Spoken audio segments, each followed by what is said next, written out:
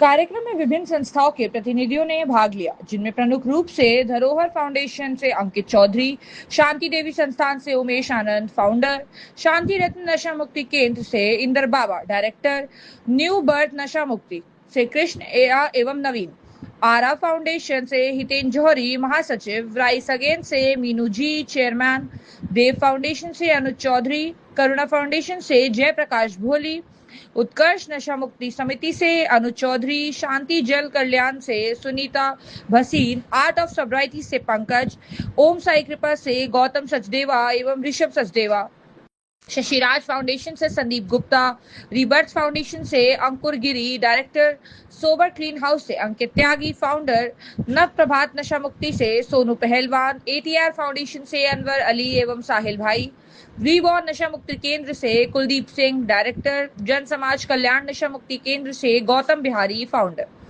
स्वीकार फाउंडेशन से मनीष सागर डायरेक्टर, नवजीवन नशा मुक्ति केंद्र से कफील प्रधान, विजेता नशा मुक्ति केंद्र से अनिल जॉन, दिया वेलफेयर से जोगिंदर शौकीर, न्यू बर्थ 2 से दीपक संदीप एवं अंश। इसके अतिरिक्त समाज सेवी बाबर जी, मनप्रीत जी नशा मुक्ति छतरपुर, आशियाना संस्था से धीरज वर्मा, रजत भारद्वाज एवं शर्मा जी सहित उनके गणमान्य व्यक्तित्व मौजूद रहे। आरा का संदेश, नशा आदत नहीं एक बीमारी है और नशे से मुक्ति संभव है। अनुज जौहरी चेयरमैन आरा achievers alliance of recovering addicts. असल में मैं ये कहना चाहूँगा कि हमारे भारत में युवा रहते हैं, ज़्यादातर युवा हैं। मतलब हमारी भारत की आबादी अगर हम देखें तो 65% मतलब 65% जो लोग हैं वो 35 साल से कम के हैं और नशा मुक्ति तेज़ी से बढ़ रहे हैं। ऐसा नहीं है कि नशा मुक्ति बढ़ रहे हैं तो नशा करने वाले बढ़ रहे हैं, नशा करने वाले बढ़ रहे हैं तो नशा मुक्ति बढ़ रहे हैं। और ये सूचक है इस बात का कि हमारा युवा नशे में जा रहा है और जिस देश में युवा अगर नशे में जा रहा है तो समझिए कि उस देश का भविष्य तरक्की बहुत खतरे में है। तो मैं एक रिकवरिंग एडिक्ट हूँ, मैंने खुद नशे पर जीत हासिल की है और जीत हासिल करने के बाद मतलब नवज्योति किरण बेदी मैडम का एक ऑर्गेनाइजेशन था, वहाँ से मैं ठीक हुआ और फिर मैंने काउंसलिंग और बहुत सारी ट्रेनिंग करने के बाद सोचा कि क्यों ना मैं भी इसी मुद्दे पर जुड़ जाऊं और लोगों की सेवा करूं, दूसरे लोगों को बाहर निकालने का काम करूं। और धीरे धीरे ये मेरा पैशन बन गया, मतलब पैशन बन गया कि मुझे इसके बगैर चैन नहीं पड़ता अगर नशा मुक्ति ना करूं जिस दिन भी। तो मैं हर रोज़ 2 नशा मुक्ति केंद्र में जाता हूँ और जब भी कोई सेलिब्रेट डे होता है, जैसे वर्ल्ड टबैको डे होता है या वर्ल्ड टीबी डे होता है या HIV डे होता है या एंटी ड्रग डे होता है, तो मैं जाता हूँ और प्रोग्राम करता हूँ ताकि ये संदेश दूसरों तक पहुँचाया जाए। मैं ठीक हूँ तो दूसरों को भी मौका मिलना चाहिए ठीक होने। आज हमारी इस कार्यक्रम के अंदर बहुत सारे ऐसे मुख्य व्यक्ति थे, बहुत ग्रेट पर्सनैलिटी। इंदिरा हॉस्पिटल की डायरेक्टर थी, बहुत सारे मनोवैज्ञानिक थे, RBIMT PMT MCD के डायरेक्टर साहब थे, DMS साहब थे और करीब 70 या 80 के करीब NGO यहाँ पर थी जो दिल्ली NCR मेरठ गाजियाबाद शामली ग्रेटर नोएडा दिल्ली के बहुत सारे हिस्सों से लोग यहाँ पर आए थे जो नशा मुक्ति केंद्र चलाते हैं। और आपने देखा होगा कि ऐसे बच्चों ने अपना प्ले भी किया जो नशा मुक्ति केंद्र में भर्ती हैं या जिनका इलाज पूरा हो चुका है। तो आज बहुत सारी ऑर्गेनाइजेशन यहाँ पर हम परेशानी होती है क्योंकि जो हमारा RR कहता है, गवर्नमेंट का जो रूल्स कहते हैं वो बड़े सख्त हैं। उन रूल्स से तो किसी को भर्ती नहीं किया जा सकता, तो उसको मोटिवेट करना लाना उसमें एक चैलेंज होता है।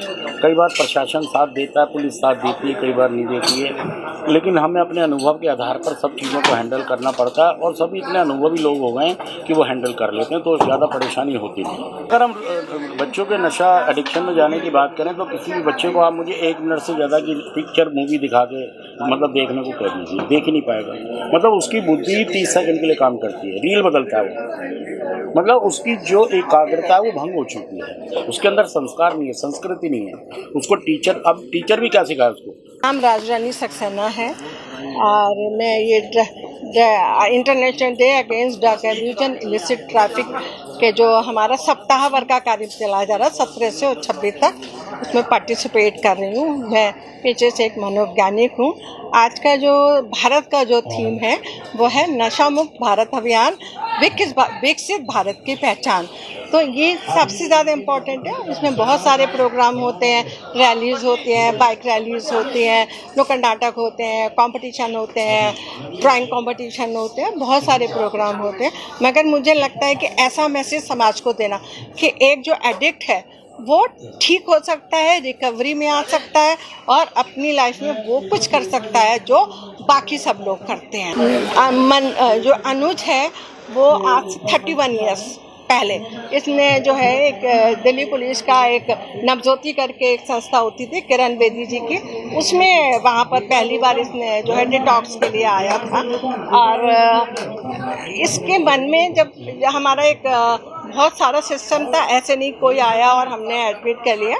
इसमें ऐसा होता था कि हमारा एक ओपीडी होता था, एक डिटॉक्स होता था और एक रिहैबिलिटेशन सेंटर होता था। तो ओपीडी में हम प्रिपेयर करते थे कि किसको एडमिशन देना है। उसके लिए ज़रूरी है कि हम विभिन्न गतिविधियों में लगें और हमारा परिवार जो है ना और समाज जो है वो बहुत ज़रूरी है। आजकल ऐसा देखती हूँ, मैं कुछ स्कूलों में भी जाती हूँ, देखती हूँ कि बच्चे जो हैं वो शुरू से मतलब 9वीं क्लास से जो है ना वो डिफरेंट तरीके के नशे शुरू कर देते हैं। और आजकल तो कुछ और नशे भी आ गए हैं, वेप्स है, शीशा है या अल्कोहल है। तो हमारे समाज का रोल बहुत ज़्यादा है, पेरेंट्स का रोल बहुत ज़्यादा है कि हम उनको पॉजिटिव वाइब्रेशन दें और उनकी एनर्जी को चैनलाइज करें। सबसे पहले तो मैं आप सब मीडिया बंधुओं का धन्यवाद करना चाहूँगा, क्योंकि प्रोग्राम बहुत होते हैं लेकिन जब तक पब्लिसिटी नहीं हो, जब तक लोगों को नहीं पता चले कि किस तरीके से कार्यक्रम हो रहा है, ये सब आपके द्वारा किया जाता है। आप सबका तहे दिल से धन्यवाद जो हमारे इस कार्यक्रम में आप लोग आए